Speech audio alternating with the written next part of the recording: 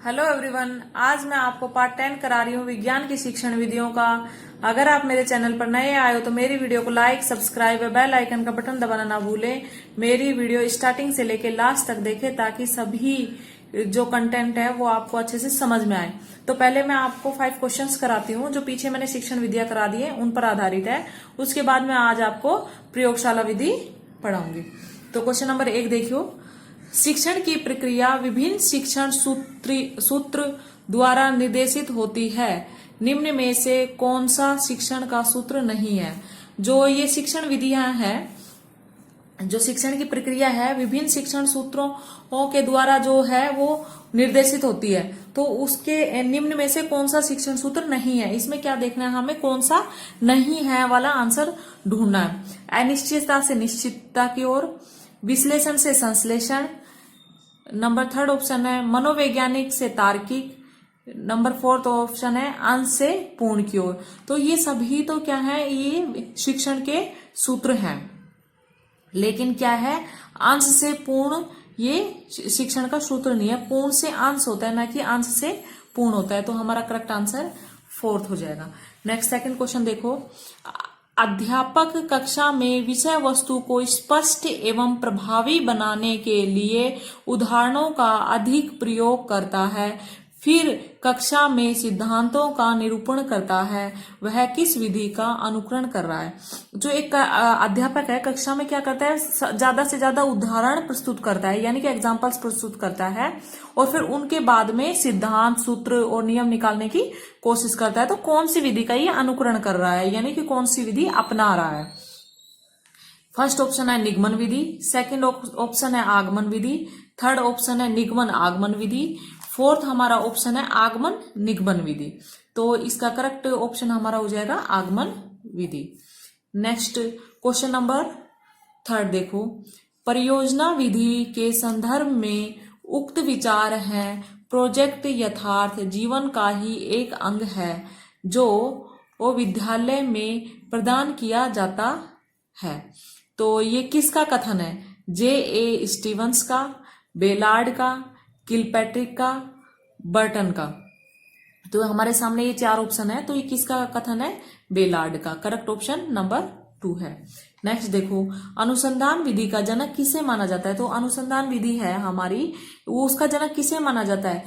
H.E. Armstrong, Stevenson, number 3 option है Kilpatrick, number 4 option है Herbert Spencer. तो इसका करेक्ट ऑप्शन क्या होगा?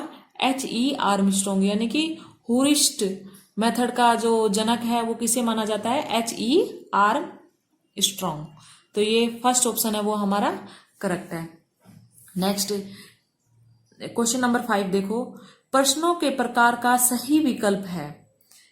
फर्स्ट ऑप्शन है वस्तुनिष्ठ, अति लघु, लघु, फिर निबंधात्मक। सेकंड ऑप्शन है अति लघु, लघु, निबंधात्मक।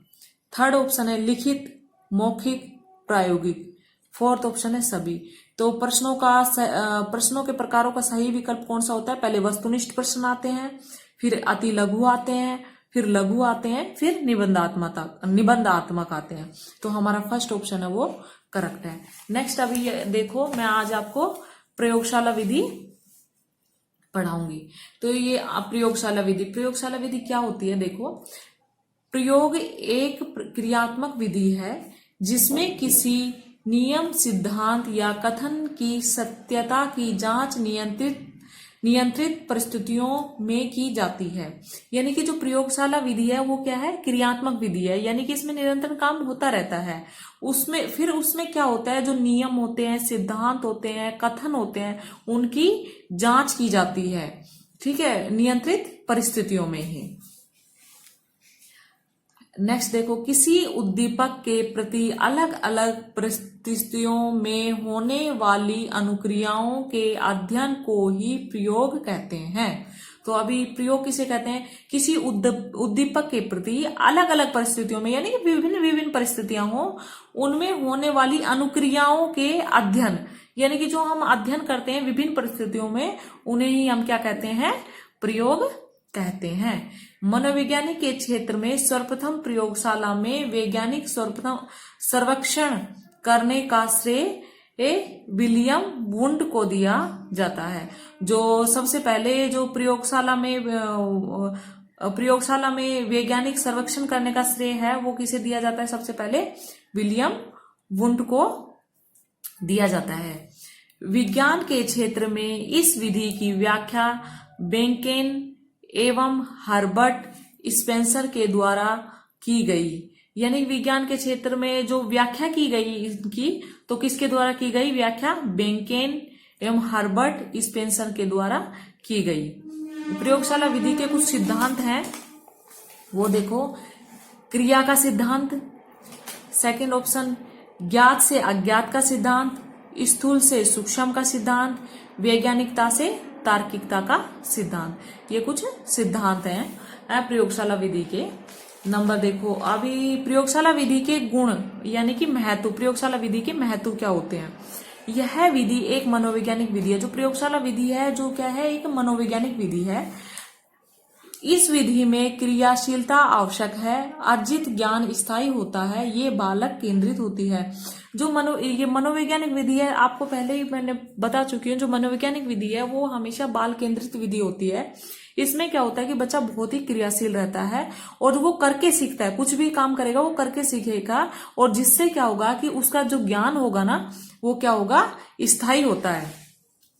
इस विधि को आगमन विधि का व्यवहारिक रूप भी कहा जाता है। और जो प्रयोगशाला विधि है इसे आगमन विधि का व्यवहारिक रूप भी कहा जाता है। इस टाइप के क्वेश्चंस भी बहुत आते हैं, ये अच्छा पॉइंट है। नेक्स्ट देखो, यह विधि विज्ञान विषय की श्रेष्ठतम विधि मानी जाती है। तो यह विधि है जो विज्ञान विधि की श्रेष्ठतम विधि है। नेक्स्ट सबसे इंपॉर्टेंट पॉइंट है, इस विधि में शिक्षक एवं शिक्षार्थी दोनों ही क्रियाशील होते हैं। तो अभी क्वेश्चन आता है हमारे कि शिक्षक, कौन सी विधि में शिक्षक और शिक्षार्थी दोनों ही क्रियाशील रहते हैं? तो जो प्रयोगशाला विधि है उसमें शिक्षक और शिक्षार्थी दोनों ही क्या रहते हैं? क्रियाशील रहते हैं। नेक्स्ट देखो, विज्ञान विषय की मूल भावना के अनुकूल इस विधि को माना जाता है। जो विज्ञान विषय है उसकी मूल भावना के अनुरूप इस विधि को माना जाता है। इस विधि के द्वारा बालकों की मानसिक शक्तियों का भी विकास होता है। इस विधि के द्वारा क्या है कि बच्चा करके सीखता है तो उसकी मानसिक शक्तियां होती हैं वो विकसित होती हैं। इस विधि में बालकों में निम्न मानसिक क्षमताएं उत्पन्न होती हैं, जैसे कि निरीक्षण करना, चिंतन करना, निर्णय करना, विश्लेषण करना, वर्गीकरण करना सीखता है बालक। ये सभी जो क्या है, इसमें क्या होता है कि बालक खुद स्वयं कार्य करता है तो उनकी जो मानसिक क्षमताएं होती हैं वो भी क्या होती हैं? विकसित होती हैं। तो उसमें जो निरीक्षण करना सीख जाता है बच्चा, चिंतन करना सीख जाता है, निर्णय करना, विश्लेषण करना, वर्गीकरण करना, ये सब चीजें क्या है कि बच्चा सीख जाता है। नेक्स्ट देखो, अभी मैं आपको इस विधि के क्या पढ़ा, नेक्स्ट पॉइंट है हमारा, इस विधि के द्वारा बालकों में वैज्ञानिक दृष्टिकोण अभिवृत्तियां विकसित होती है। जो बालक है उसमें इस विधि के क्या कारण क्या होगी? वैज्ञानिक दृष्टिकोण क्या है कि उसमें विकसित होता है। इस विधि से बालक में व्यक्तिगत एवं सामाजिक गुणों का विकास भी होता है। इस विधि में क्या होता है कि बालक का सामाजिक गुणों का और व्यक्तिगत गुणों का विकास होता है। इसमें क्या होता है कि बालक खुद स्वयं कार्य करता है तो क्या है कि व्यक्तिगत सीखता है कि हाँ इन गुणों का उनमें क्या है कि विकास होता है। और फिर क्या होता है कि इसमें ग्रुप में भी काम करता है बच्चा, तो क्या है कि सामाजिक गुणों का विकास होता है कि कैसे ग्रुप में काम करना चाहिए, कैसे रहना चाहिए, जो भी चीजें हैं वो सामाजिकता की वो सारी सीख लेता है। अभी देखो प्रयोगशाला विधि के अवगुण है यानी कि दोष।